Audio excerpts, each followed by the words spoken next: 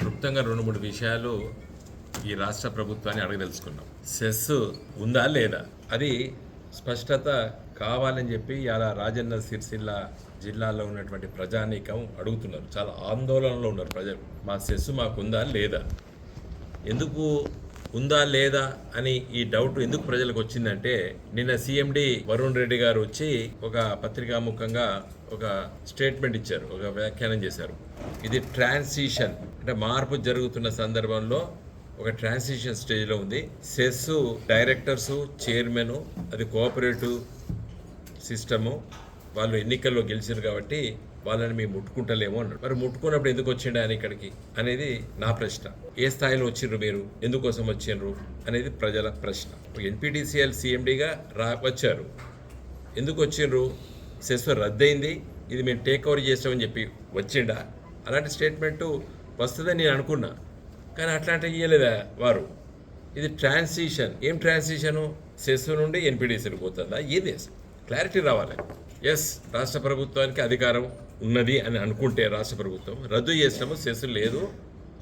ఇక్కడ సిరిసిల్ల, రాజన్న సిరిసిల్ల జిల్లాలో ఉన్న కన్జ్యూమర్స్ అందరూ కూడా ఇక సెస్తో సంబంధం లేదు, ఇది ఎన్పిటిసిఎల్లో కలిపినము అని చెప్తాడా? చెప్పలేదు. కాబట్టి అలా నేను రేవంత్ రెడ్డి గారి ప్రభుత్వంలో 2 మంత్రులు, ఒకరు బట్టి విక్రమార్క గారు ఎలక్ట్రిసిటీ అంటే power minister, cooperative minister Tummala Nageswara Rao గారు. మరి వాళ్ళిద్దరూ ఏమనుకున్నారు? మీరిద్దరు అనుకొని సెస్ కోఆపరేటివ్ మూవ్మెంట్ను మేము రద్దు చేస్తున్నాం.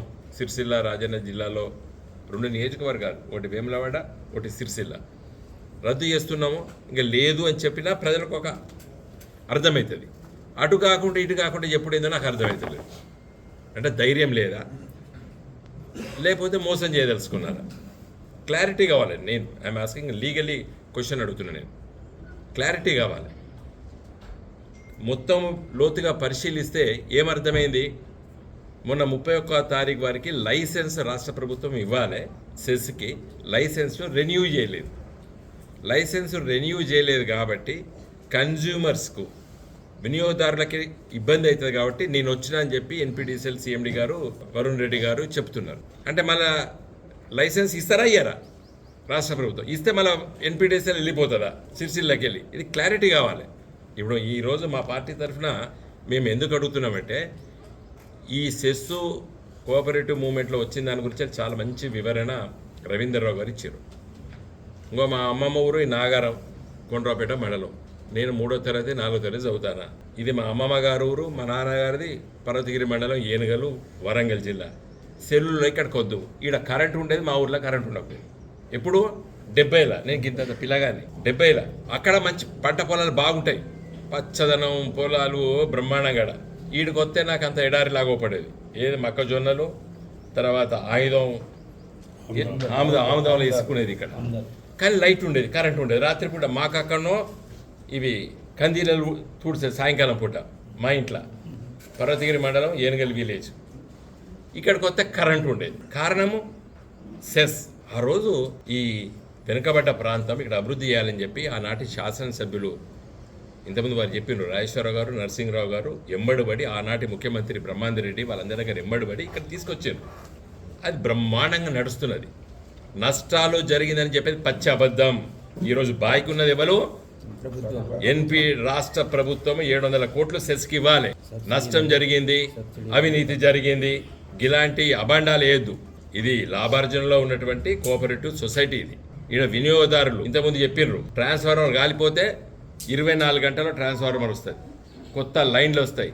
ఎవరైనా కొత్త మోటారో లేకపోతే బోరింగో ఓ బావి దోకుంటే కనెక్షన్ విత్ ఇన్ వారం రోజుల లోపల.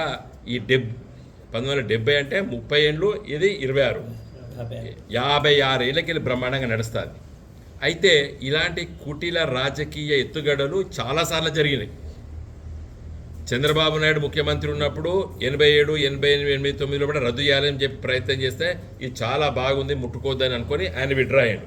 అప్పుడు జోగిపేటను రద్దు చేసేసారు. తర్వాత 2004లో వైఎస్ రాజశేఖర రెడ్డి గారు ముఖ్యమంత్రి అయిన తర్వాత ఆనాడు ఇక్కడ సిరిసిల్ల ఎమ్మెల్యే చెన్నమనేని రాజేశ్వరరావు గారు ఇక్కడ ఎమ్మెల్యే ఉండే, నేను అక్కడ హన్మకొండ ఎంపీ ఉండేది. వారు రిప్రజెంట్ చేసిన రాజశేఖర రెడ్డి గారి దగ్గరికి పోయి ఇక్కడ మీరు రద్దు చేయొద్దు, ఇది చాలా బాగా నడుస్తుందని. అప్పుడు ఇక్కడ ఎంపీ కేసీఆర్ గారు ఆలోచన చేసి ఒక లేఖ రాసిస్తే నేను రాజశేఖర రెడ్డి గారి దగ్గర పోయి కూర్చొని ఆ రోజు సెక్రటరియట్లు ఇచ్చి వచ్చిన, సార్ మీరు రద్దు చేయొద్దని చెప్పి. 2006లో 2007లో కరెక్ట్ ఇయర్ గుర్తులేదు నాకు. అప్పుడు కూడా ఫైల్ మూమెంట్ సీఎం దాకా పోయింది రద్దు చేద్దామని.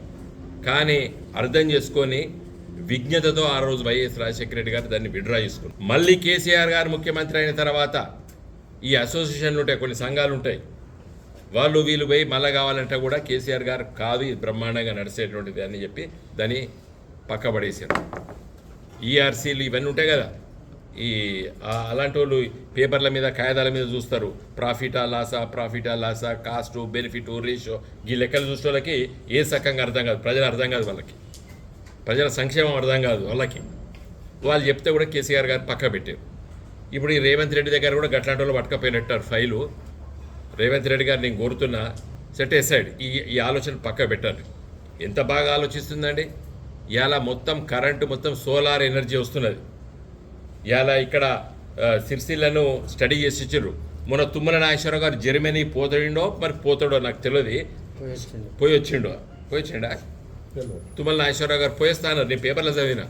ఏది జర్మనీకి పోయి ఇక్కడ సోలార్ ఎనర్జీ అంటే ప్రతి ఊర్లో ప్రభుత్వ భూమిలో ఇట్లాంటి గుట్టల మీద మొత్తం సోలార్ ప్యానెల్స్ పెడితే సిరిసిల్ల సెస్కు కరెంటు రామగుండం కూడా ఇచ్చేది అవసరం లేదు, లేదా ఎవడు ఇచ్చేది అవసరం లేదు. ఇక్కడనే ఈ ప్రాంతంలో కోఆపరేటివ్ మూవ్మెంట్ కాబట్టి ఆ విదేశ బ్యాంకులు లేదా ఆ గ్రీన్ ఎనర్జీ అంటారు, కార్బన్ పాయింట్స్ అంటారు, వాళ్ళందరూ డబ్బులు పెట్టి మేము ఇక్కడ సిరిసిల్లలో పెడతామని చెప్పి స్టడీ చేశారు. ఇది చాలా మందికి తెలియదు. సిరిసిల్ల సెస్ను ఒక కేస్ స్టడీగా కేంద్ర ప్రభుత్వం అడిగి భారతదేశంలో కోఆపరేటివ్ మూవ్మెంట్ ఎక్కడ ఉన్నది అని తెలుసుకొని దీన్ని ఐడెంటిఫై చేసి ఈ సెస్కు వాళ్ళు వచ్చేసేసి ఇక్కడ మన ప్రపంచంలో కూడా చాలా దేశాలు కంట్రిబ్యూట్ చేస్తాయి, కార్బన్ ఫండ్ అంటారు దాన్ని. వాళ్ళందరూ వచ్చేసి మేము ఇక్కడ పెడతామని చెప్పారు. అంటే ఈ పొగ కాలుష్యం వద్దని చెప్పి పెద్ద పెద్ద వాళ్ళు దేశాలు ఆ రుణ సౌకర్యం కాకుండా మరి దాన్ని 90% వాటిని సబ్సిడీ కింద వచ్చేసేసి ఇక్కడ ప్రభుత్వ భూములు గిట్ట రాళ్ళు రప్పలు అక్కడ ఇక్కడ ఉంటే వాటిని చేస్తారు. మొన్న పిఎం కుసుమ్ ప్రాజెక్ట్ కింద మన సిరిసిల్ల ఫస్ట్ తెలంగాణ రాష్ట్రంలో నాగారం మా అమ్మమ్మ ఊర్లోనే విద్యాసాగరరావు గారు మాజీ మంత్రి గారు ఆయన మామిడి తోట కొట్టేసేసి పెట్టాడు. ఏది సోలార్ ఎనర్జీ పెట్టిండు 4 మెగావాట్లు. ఇట్లా మొత్తం ప్రతి ఊర్లో ప్రభుత్వ భూములు కాల్వలు రోడ్ల మీద సోలార్ పెడితే ఫ్రీ కరెంట్ వస్తుంది. నీ 700 కోట్లు బాకీ కూడా నువ్వు ఉండవలసిన అవసరం లేదు. అట్లాంటి కేస్ స్టడీస్ చేస్తున్నారు. ఇప్పుడు ఇది సెస్సును ప్రపంచ దేశాలు కేస్ స్టడీకి వస్తాయి. తుమ్మల నాగేశ్వరరావు వచ్చాడు. ఈయన ఇప్పుడు ఇక్కడ ఉన్నది ఒక ఎమ్మెల్యే మా పార్టీ, ఒక ఎమ్మెల్యే కాంగ్రెస్. నేను ఆది శ్రీని గారిని రిక్వెస్ట్ చేస్తున్నా 2 డిమాండ్ చేస్తున్నా, రిక్వెస్ట్ చేస్తున్నా. ఇమీడియట్గా నువ్వు ఇనిషియేటివ్ తీసుకో. 56 సంవత్సరాల శ్రమను మరి నువ్వు బురదలో పోయావు. సెస్ అనేది నేను చెప్పినా కదండి, అసలు ఇక్కడ వినియోగదారులకు తెలియదు, దీని యొక్క ఈ కొత్త జనరేషన్కి తెలియదు. పాత రోజుల్లో ఒక ట్రాన్స్ఫార్మర్ కాలిపోతే ఎడ్ల బండిల మీద కాలిపోయిన ట్రాన్స్ఫార్మర్ తీసుకొచ్చి సబ్స్టేషన్ల కాడ అన్నం వండుకుంటూ 3, 4, 5, 6 రోజులు వారం రోజులు ఉంటే ఆ ట్రాన్స్ఫార్మర్ రిపేర్ చేసుకొని మళ్ళీ ఊర్లో పోయేది, ఎవరు రాకపోయేది. మరి మొత్తం రాష్ట్ర వ్యాప్తంగా ఇక్కడ మరి సెస్ చేయబట్టి ఇమ్మీడియట్గా ఇది రాజకీయాలకు అతీతంగా ఉంటుంది. సెస్ కోఆపరేటివ్ మూవ్మెంట్ ఉండదు. ఇక్కడ ఎవరు డైరెక్టర్ లేడు. ఇక్కడ మేము పార్టీ వరము వాళ్ళకి చెప్తున్నాం, ఆ సెస్ ఆ చైర్మన్కు ఆ డైరెక్టర్లకి, దాంట్లో ఎన్ని పార్టీల్లో ఉన్నారో నాకు తెలియదు డైరెక్టర్లు, మీరు అందరు ఏకమై ఒక జేఏసీ లాగా తయారై ఇలా మనం సెస్ను కాపాడుకోవాలి. ఎందుకంటే ఇంత మంచిగా ఒక ప్రపంచ దేశాలు వచ్చి సెస్ను తుమ్మల నాగేశ్వరరావు గారు 2-3 దేశాలు, ఒకటి అదే నెదర్లాండ్స్, జర్మనీ, స్వీడను, ఇవన్నీ దేశాల నుంచి తిరుగుతాడని చెప్పి నీ పేపర్లో చదివినా. పోతున్నాడని పోయినరా పోలేదో నాకు తెలియదు, స్టడీ చేసి వస్తా అన్నారు వాళ్ళు. కాబట్టి అవన్నీ కూడా స్టడీ చేసి ఇంత గొప్పగా ఒక లీప్ ఫార్వర్డ్ ఇంకొక అడుగు వేయబోతుంది సెస్. ఈ సమయంలో లైసెన్స్ రెన్యూ చేయకపోవడం చాలా తప్పు. మరి నేను ఆ చైర్మన్ గారికి, డైరెక్టర్లకి, ఇక్కడ ఉన్న ప్రజాప్రతినిధులకి జేఏసీ ఫామ్ చేసుకొని మరి మీరు కొట్లాడాలి. ఇది మొదలు రాష్ట్ర ప్రభుత్వం దగ్గర పోదాం. ఇప్పుడే కోర్టులు లీగల్ అవసరం లేదు. రాష్ట్ర ముఖ్యమంత్రి గారి దగ్గరికి, మంత్రుల దగ్గరికి పోయి ఒక ఆలోచన చేసి మీరు విరమించుకోండి, ఇది బ్రహ్మాండంగా నడుస్తుందని చెప్పి వాళ్ళని ఒప్పిద్దాము. నెక్స్ట్ జనరేషన్కి ఒక మంచి గొప్ప ఆలోచనని, అవకాశాన్ని, కోఆపరేటివ్ మూమెంట్ రేపు మొత్తం కూడా సిస్టంలో రావాల్సిందే. ఇలా వ్యవసాయంలో ఏం ఆలోచిస్తున్నారు? ఇవాళ నాకు డబ్బులు ఉంటే నేను అవసరం ఉన్న టైంలో పట్ల పెస్టిసైడ్ యూరియా ఇవన్నీ కొడుతున్నాం. ఇంకొకరికి నా పక్కకు ఉన్నటువంటి రైతు డబ్బు లేకపోతే కొట్టుకోడు. ఏమైతే ఇక్కడున్న పురుగులు పోతానే దాంట్లో వాళ్తానే మంచిగా ఆడ కొన్ని రోజులు తింటానే మళ్ళీ నా మందు పోయేది మళ్ళీ అవి ఇటు వస్తాయి. ఇది కాకుండా కోఆపరేటివ్ మూవ్మెంట్ ప్రకారంగా మొత్తం ఈవెన్ పెస్టిసైడ్స్ కూడా కోఆపరేటివ్ మూవ్మెంట్ ప్రకారంగా డ్రోన్స్ ద్వారా ఇవ్వాలని చెప్పి కూడా ఆలోచన చేసి కోఆపరేటివ్ మూవ్మెంట్ ముందుకెళ్తున్న టైంలో ఇట్లా దీన్ని దెబ్బ కొట్టడము రేవంత్ రెడ్డికి మంచిది కాదు. ముఖ్యంగా మన రేవంత్ రెడ్డికి తెలుసో తెలియదో నాకు తెలియదు. ఈయన ఎవరు మన బట్టి విక్రమార్క పవర్ మినిస్టరు, తర్వాత తుమ్మల నాగేశ్వరరావు గారు కోఆపరేటివ్ మినిస్టర్, ముఖ్యంగా ఇక్కడ ఆది శ్రీనివాస్ బికాజ్ హీజ్ ఎమ్మెల్యే. ఒక ఎమ్మెల్యే కేటీ రామారావు గారు, ఒక ఎమ్మెల్యే శశిపరిధులు. కేటీ రామారావు గారు ఇప్పుడు అమెరికా పోయే ముందు కూడా పొన్నం ప్రభాకర్ గారు, అదేవిధంగా మన దుద్దిల శ్రీధర్ బాబు గారికి, కవ్వంపల్లి సత్యనారాయణ గారికి, మన మేడిపల్లి సత్యం గారు, ఒకరికో మన బోయినపల్లి మండలం మరి మేడిపల్లి సత్యం గారు, ఇల్లంతకుంట మరి డాక్టర్ కవంపల్లి గారు, మీరు ముగ్గురు ఎమ్మెల్యేలు ఇమ్మీడియట్గా వెళ్ళాలి, రిక్వెస్ట్ చేయాలి. కోఆపరేటివ్ మూమెంట్ కొత్తగా ఆలోచన చేద్దామండి. రాజకీయాలు 5 ఏళ్ళు ఓడి గెలుతాడు, ఓడిపోతాడు, ఓడిపోయినోడు మళ్ళీ గెలుతాడు, గెలిచినోడు మళ్ళీ ఓడిపోతాడు. ఇదంతా సార్ ఈ దేశంలో ప్రజాస్వామ్యం నడుతూనే ఉంటుంది. అది ప్రజల పట్ల ప్రేమ ఉండాలి, ప్రజల సంక్షేమం కోసం ఆలోచించాలి. ఇది ఒకటి మాత్రమే నేను చెప్తున్నా, లాసు నష్టాలు అనేది చాలా పచ్చి అబద్ధం. ఎవడు బాకీ ఉన్నాడో ప్రభుత్వం, రాష్ట్ర ప్రభుత్వం బాకీ ఉన్నది, లెక్కలు తీయాలి. అసలు ఇలా గట్లా అంటే ఎన్పిటిఎస్ఏలు దివాలా తీసింది, ఎస్పీడిఎస్ఏలు దివాలా తీసింది. రేవంత్ రెడ్డి అన్నట్టు రాష్ట్ర ప్రభుత్వం దివాలా తీసింది ఆయన అంటాడు, నేను అంటాను. కాబట్టి అది కాదు కావాల్సింది. కాబట్టి మా రిక్వెస్ట్ ఏంటంటే రాజన్న సిరిసిల్ల ప్రజలు, అన్ని రాజకీయ పార్టీలు, మేధావి వర్గము, కార్మిక వర్గము, రైతు సంఘాలు అన్నీ కూడా ఇది రద్దు గిట్ట చేస్తే జేఏసీ గిట్ట ఫామ్ అయ్యి వీళ్ళు పెద్ద మూమెంట్ తయారవుతుంది. ఇక్కడ అనవసరంగా గోక్కోకండి.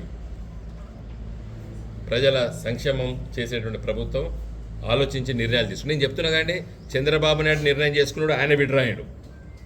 వైఎస్ రాజశేఖర రెడ్డి నిర్ణయం చేసిండు, వారు విడ్రా అయ్యారు, మేమే పోయి కలిసాం అప్పుడు.